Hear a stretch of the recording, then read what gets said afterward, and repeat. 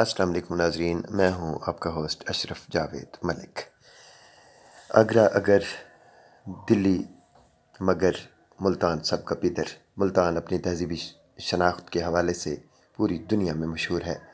ملتان کے ظروف سازی اور نقاشی کا کام ہو یا ملتان کی ثقافت، خاص طور پر ملتان کی لسانی ثقافت، ملتان کی سریکی زبان جسے دور قدیم میں ملتانی زبان بھی کہا جاتا تھا، ملتان کا نام ہے، ملتان کا حوالہ ہے۔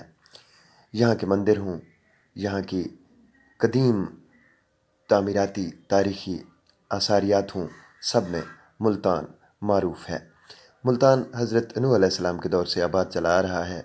ملتان میں سورج کنڈ مندر اپنی مثال آپ ہیں، جو آج سے ہزاروں سال پہلے یہاں اس دور کی یادگار ہیں جب لوگ سورج کی پوجا کیا کرتے تھے، اور اس کے دو بڑے مراکز تھے، ایک سورج کنڈ ملتان اور ایک سورج میانی ملتان۔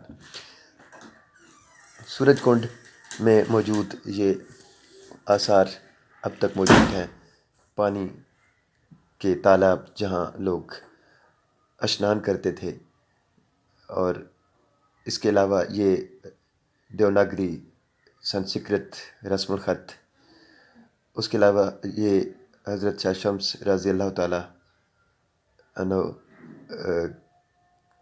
کا وہ مقام جہاں انہوں نے سورج کو بلایا تھا اور گوشت بھونا تھا، اور یہ پرہلادہ مندر پرہلاد نے تعمیر کیا تھا۔ حضرت شاہ رکن الدین والعالم کے مزار کے باہر کہا تھا، حضرت شاہ رکن الدین والعالم کا مزار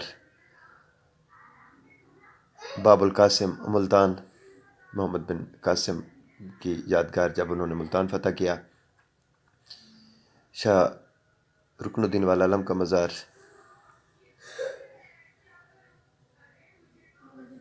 اور اس کے ساتھ ساتھ ساوی مسجد جو کوٹلہ تغلق خان روڈ پر اندرون بازار گلی میں موجود ہے، یہ بھی ایک یادگار مسجد ہے جو 16ویں صدی عیسوی میں تعمیر کروائی گئی تھی۔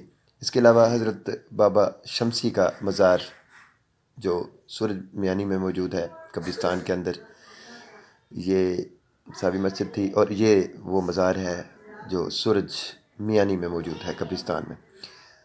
ساوی مسجد اور یہ مزار دونوں تاریخی ہیں۔